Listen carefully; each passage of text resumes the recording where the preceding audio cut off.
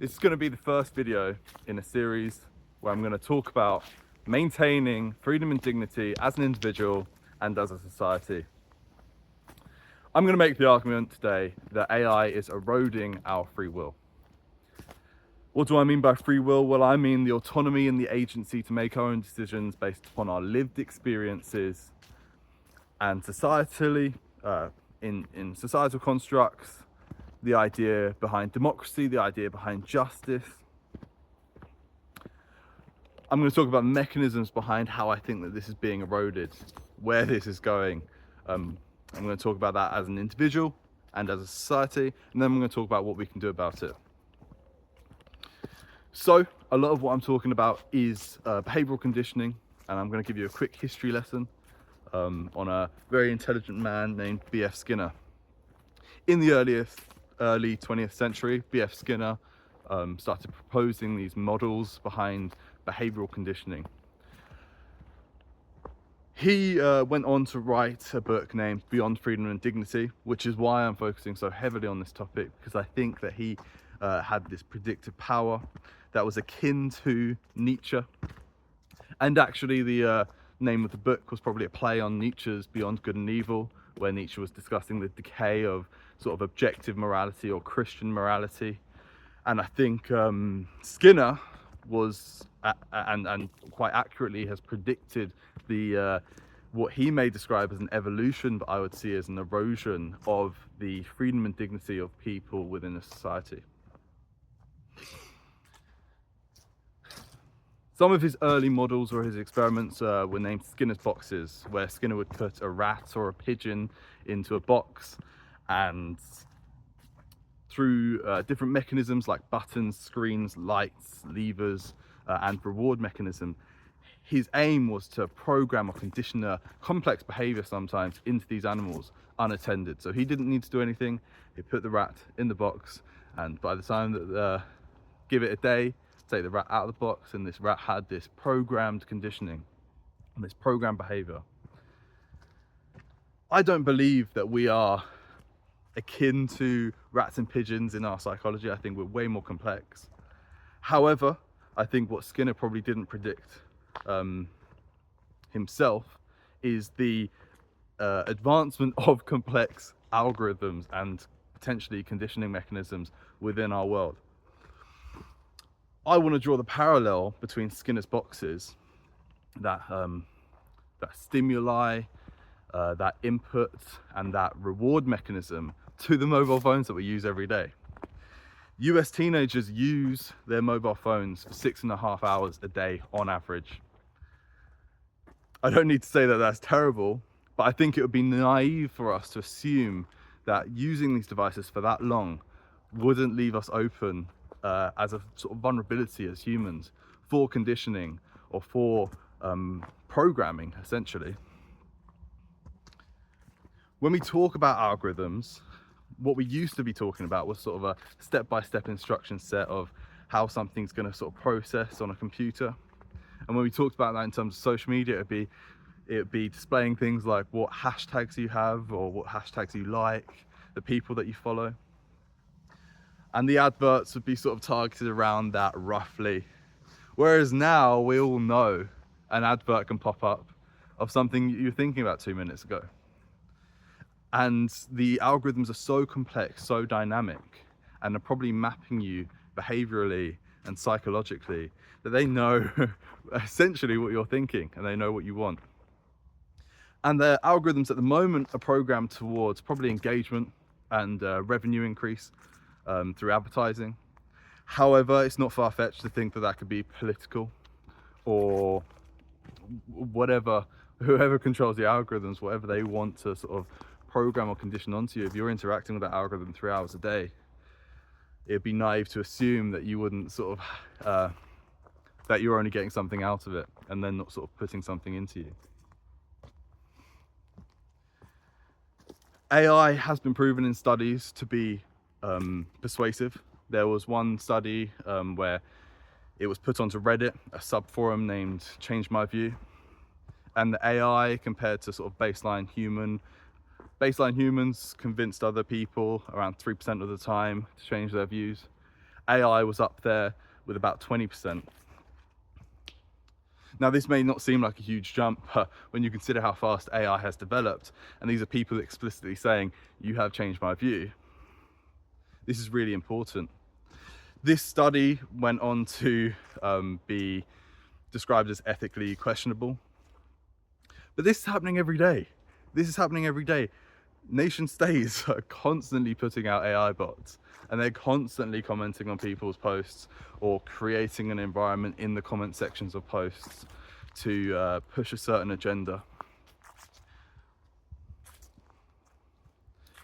When we talk about propaganda, or when we talk about psychological operations, especially from nation states, we need to talk about democracy mostly. In the Middle East, when countries were sort of newly democratic, the US would want their puppet government installed, and they would go about this in certain ways. They would get military groups in who specialized in propaganda campaigns, specialized in psychological operations on large populations. And these weren't through complex algorithms. These were probably just through psychologists breaking down, you know, what does this population want? How can we sway certain individuals with certain propaganda? But one of these companies that used to work as a military organization went on to start operating within the West, on the West, specifically the US and then the UK. This was back in 2016 with the election of Donald Trump. Now, I'm not saying that Donald Trump wasn't right or wrong to get elected. I'm not taking positions on that. However, it's really important to acknowledge that there was a massive scandal afterwards, both with Russian collusion and Cambridge Analytica, on the idea that Cambridge Analytica had been influencing people.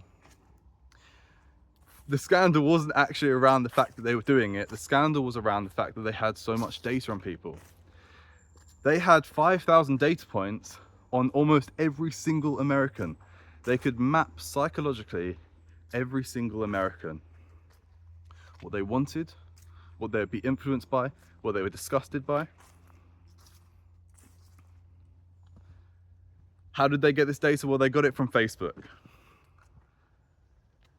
And they could predict people that weren't even using Facebook just by the user base around them. So if all your friends use Facebook, they could sort of predict who you might be and target the advertising towards you if you had an advertising ID.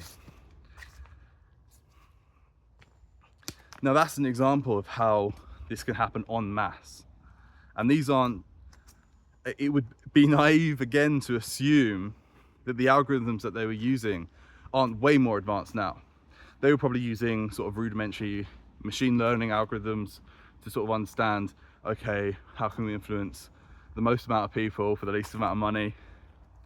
Whereas now, people are so addicted to their phones, I'm sure they were in 2016 as well, but probably more so now.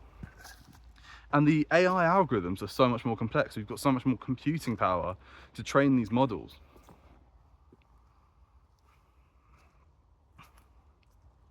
How do we disengage from all of this? I want to pose to you the question of why can't you control your algorithm? When you talk about the software in your phone, why can't you go onto Instagram and block certain content from popping up? Why can't you stop OnlyFans models from popping up on your Explore page? When you talk about your phone hardware, why are you not able to switch off your microphone? Why are you not able to sort of shut off your camera lenses? I'm not saying these things are accessed. I believe that they previously probably were, and they're probably exploited in a way where they would be listening through your microphones.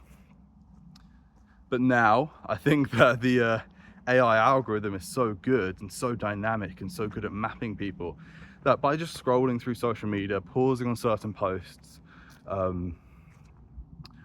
liking certain things, it sort of understands what it can psychologically map you. And it can adapt the stimuli in the sort of Skinner's box situation and adapt the reward. Another thing that Skinner learnt is that the more random the reward, the more the subject would engage with the conditioning or the programming.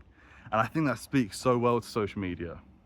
I think it keeps you hooked, it keeps you in that dopaminergic loop where it's just feeding you, drip feeding you dopamine, making you make you feel like you're doing something.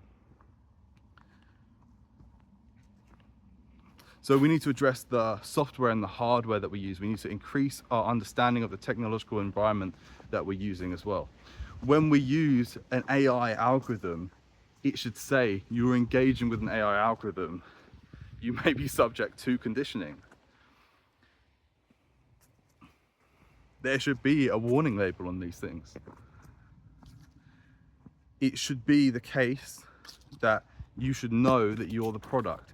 And what I'm going to go on to do is I'm going to talk about in my next videos open source software and open source hardware alternatives that we can use as an individual to disengage from these algorithms, and how we can distance ourselves from them as much as possible so we don't get conditioned and we don't lose sight of our freedom and our dignity. Hopefully this video has been somewhat interesting. It'd be really good for people to comment. I don't expect to get any views on my first video, but I would just like to understand, have I been convincing? Have I made a convincing argument? And is there anything that you'd like to hear off of the back of this? Cheers.